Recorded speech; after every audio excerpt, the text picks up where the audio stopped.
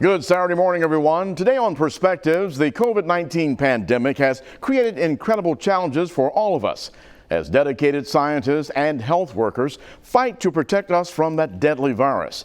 Businessmen and investors, meantime, fighting also to keep the national and local economy alive as well. And that's why today we will examine how the pandemic has affected local business and our jobs.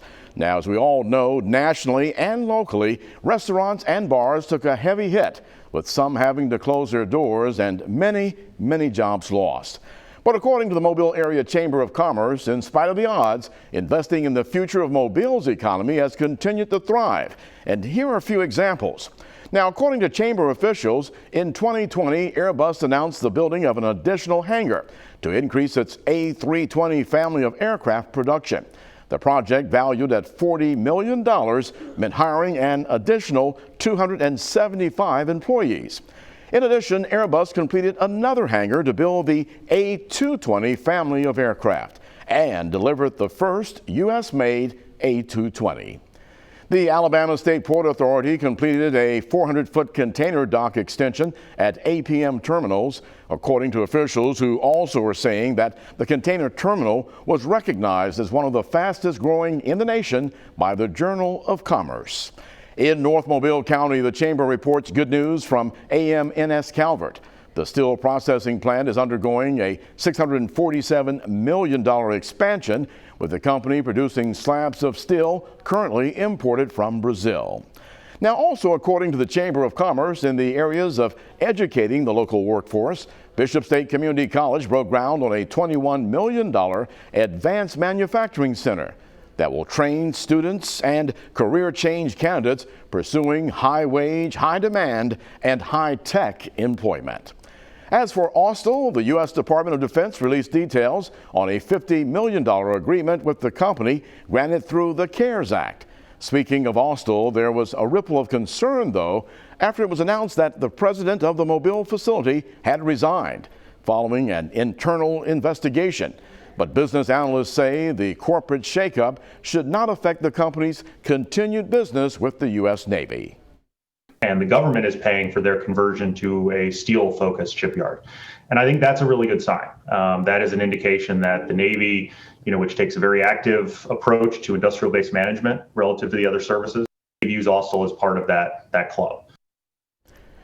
Our guests this morning are Billisson, President and CEO of the Mobile Area Chamber of Commerce, and Susan Rack-Blanchard, Director of Communications and Marketing at the Chamber. A look at local business in a year of COVID-19 when Perspectives continues after this quick break.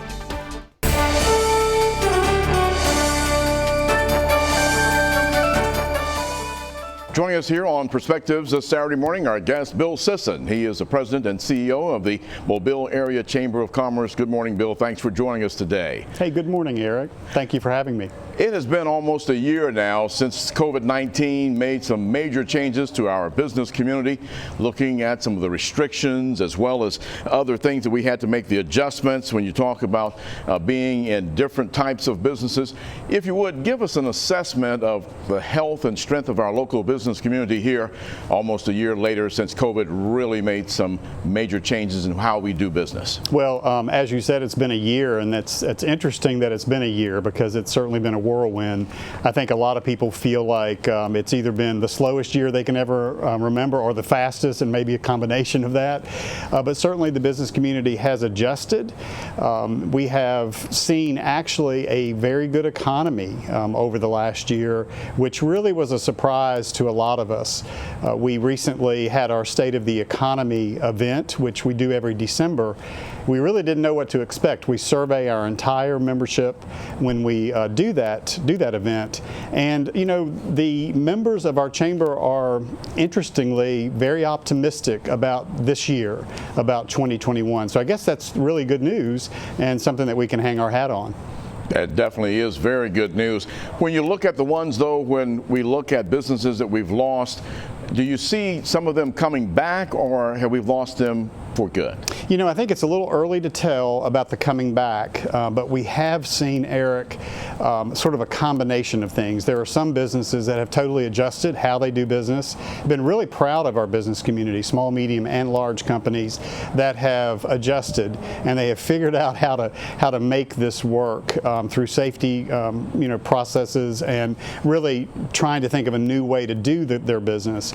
But I'm not going to candy coat this. I mean, it has been very difficult for businesses, particularly our small mom and pop businesses, those in the hospitality sector, for example, any of the service industry. It's been a challenging year, but again, I'm very proud of them because they've done a great job of, first of all, making sure they could operate safely, putting their clients' safety at the top of their priority list, and just really adjusting how they do business in general. It's been great to watch.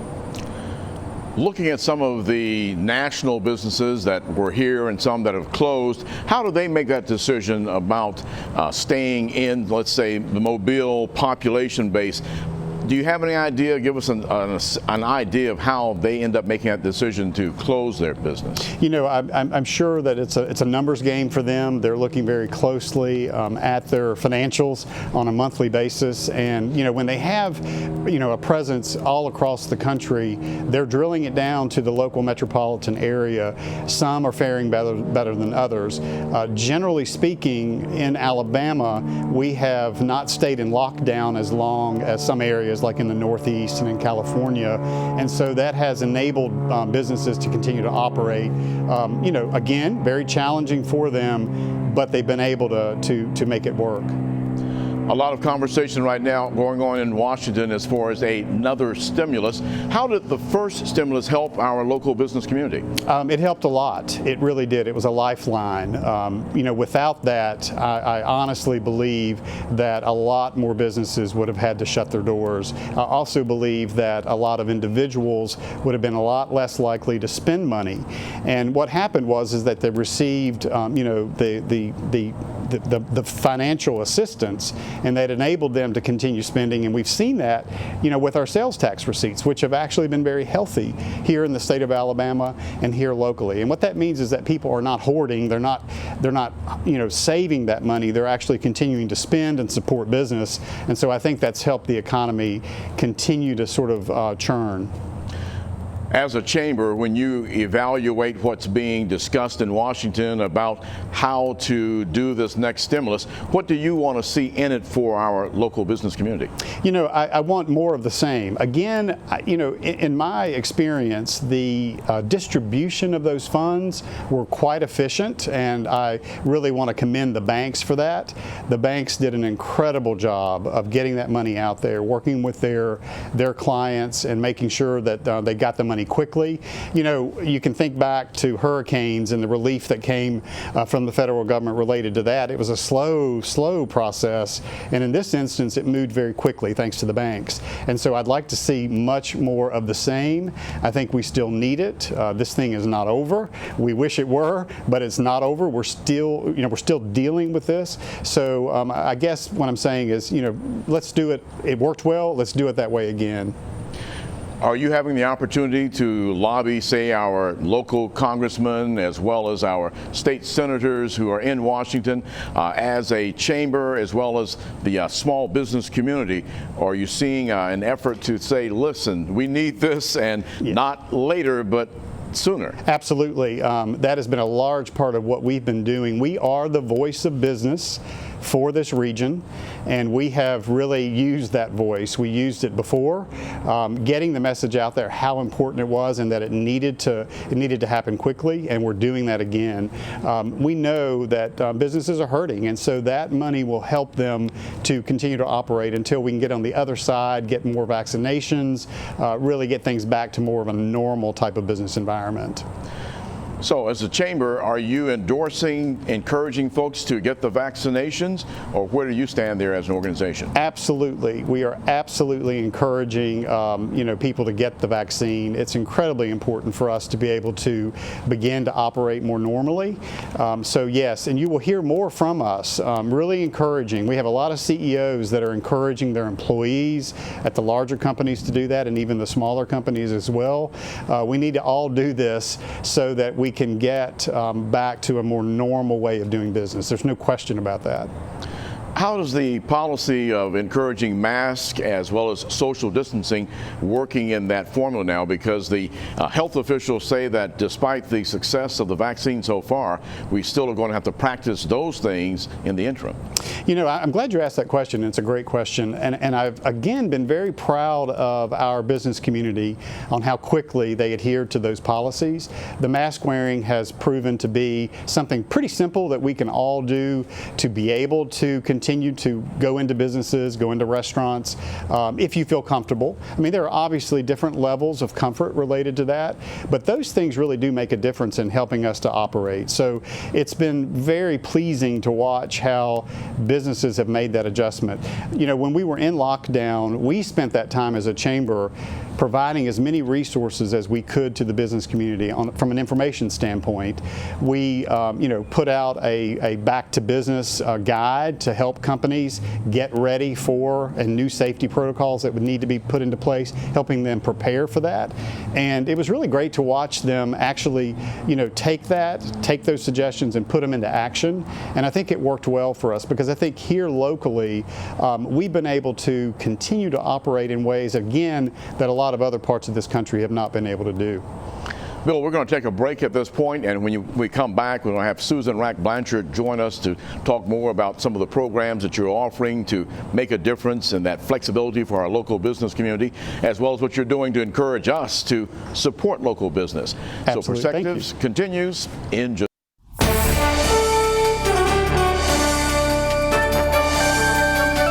Welcome back to Perspectives. Our guest today, Billisson, President and CEO of the Mobile Area Chamber of Commerce. And joining us now, Susan Rack Blanchard. She is the Director of Communications and Marketing for the Chamber. Susan, good morning. Thanks for being a part of the conversation this morning as well. Good morning.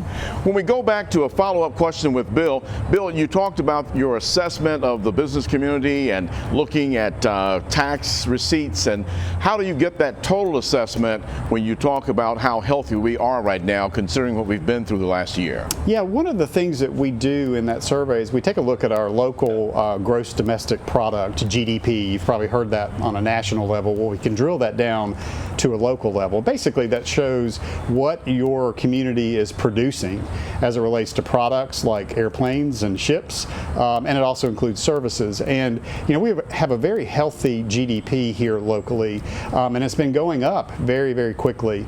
In fact, last year it came in at $20.2 billion here locally, a very large percentage of the state's overall GDP, but that's up from about 18.5 GDP just a mere 4 years ago. So I think a lot of the economic development that we've seen in this region, such as Airbus and the continued growth at Austell and growth at AM&S Calvert, they just recently announced a new expansion that's really helping our local economy. And even in the midst of the pandemic, we're still seeing growth. So that's a good thing. I mean, absolutely, we're happy about that. That is very good news to hear some positive numbers, and the dollars and cents bottom line is always good to see it in the black and improving. Susan, bring you in here to this discussion. The Chamber is also involved in encouraging us to shop local during this time. Tell us how that program works through the Chamber. Sure.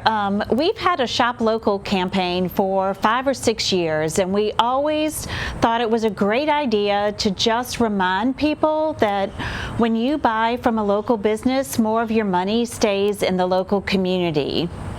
Now, last year, we took it even broader. We have a very strong following on social media, and so we made an effort to go out and visit some of our businesses, and we're still doing that, and give them just a couple of minutes to say why you should come shop with them. Well, you look at the numbers and the encouragement on that end. How are we as far as employment? A lot of people are filing for unemployment across the country. The numbers are extremely high. In fact, fortunately starting to go down a bit now, but how do we rate as it relates to the unemployment numbers here locally? Well, I can tell you it was alarmingly high back in April. I've never seen it that high. It was 15.1% in April. And so, wow. And that was, I think a shock to everyone, but we knew what was going on. I mean, we were in lockdown. So we did see a lot of furloughs, a lot of people, laying off employees. Good news is they brought a lot of those back. The last number that we saw was 8%. So we've come way down, and we hope that will continue to go down. But, we were talking about in the earlier part of this segment, the importance of the stimulus money coming from the federal government. That's another reason for that is to try to get more people back employed so that we can see those numbers go back down to where they were pre-COVID, which was, around full employment, virtually around 4%. So yes, we've seen some rising unemployment, certainly. One of the things that you and Susan both mentioned is the flexibility of our businesses to adapt to what we're going through now. And Susan, when you talk about encouraging folks to shop local, how do they find out if the local business is offering the type of service they need? And say an example, you want to do your curbside business with a business instead of having to go in to, maybe after placing an order, you've got to go in instead of curbside. How do you find out what that business is offering in their services? I think it's pretty much the same as we always do. Most of the time we tell people, hey, we did curbside pickup, or we called ahead and they picked out a bottle of wine and we stopped by and they brought it to the car. So a lot of it, I think, is just kind of sharing. I'll also say that social media has really been a very strong tool in a lot of people's resources. So on Facebook, we always tell people, they say, what can I do? You can like a business, you can follow them, you can share their post. But I think that just everything that we do that just says, hey, this is what I'm doing. We're picking up dinner, we're stopping and picking up a bottle of wine, and until this all gets behind us, we're just going to have a dinner at home. Or it's so easy to just pick up the mouse and the keyboard, but there are so many local businesses that have so many things that we really want, and we want them to be here when this is all over as well. Exactly, we so do, and especially those who are employing local people, making a difference throughout the community. Here's a question for both of you to respond to. For those who have businesses, how do they enforce and encourage folks to understand that we're all in this together, and we need them, if they're going to come in, to please wear their masks, because there are other people who really want them to wear their mask? How do we encourage those folk who have not bought into understanding the health benefit of that yet? I think it's just, good old manners that we are quite good at in the South in general. Follow those manners. Think about what your grandmother would have said, and that is always thinking about the other person. Maybe you feel comfortable without a mask, but maybe somebody else that's shopping there does not feel comfortable without your wearing a mask. Maybe they have a health concern that you're unaware of. So that's why it's important, is to always be thinking about the other person and their level of comfort. I think that generally is what we all ought to be doing, is thinking, okay, how can I make the other person feel more comfortable? And I think if we all do that, this will work. And again, I've been really impressed. I think here locally, people are doing that. And so let's just keep up the good work. Susan? I agree. And we've switched our brand just a little bit in this last year, just to, we've been believe in Mobile, and this year we've just emphasized that we're stronger together. Mm-hmm. And just like Bill said, do what we were all raised to do, and that is keep the other person in mind.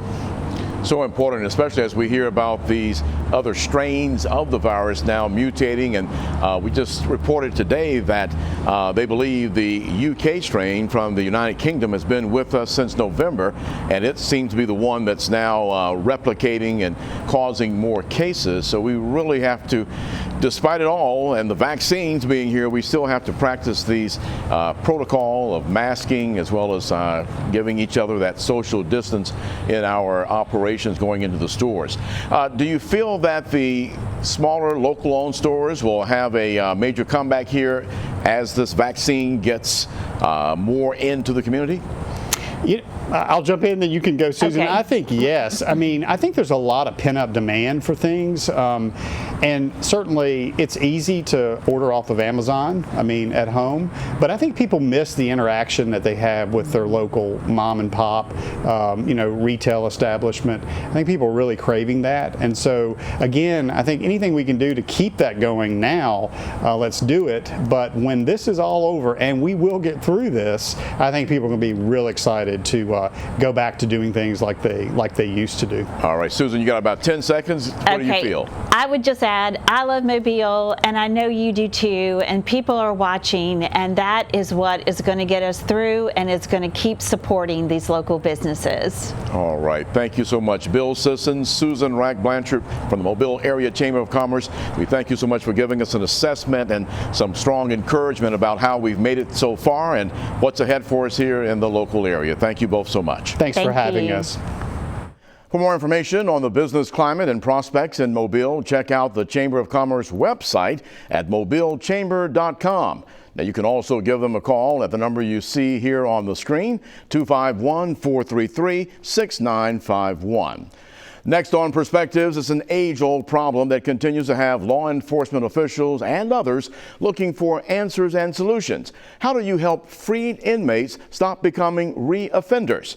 Now, in the U.S., some 64 to 70% of former inmates are arrested within 5 to 8 years. And according to Mobile County's sheriff, local numbers mirror the national statistics. Some experts believe that there are proven ways, though, to reduce and prevent it.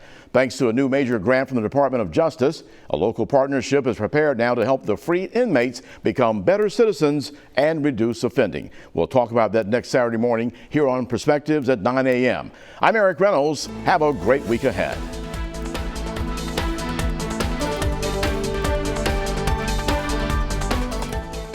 Thanks for watching Fox 10 News. Watch us live wherever you are on our mobile, our streaming news app, and you can also watch us on Roku, Apple TV, and Fire TV.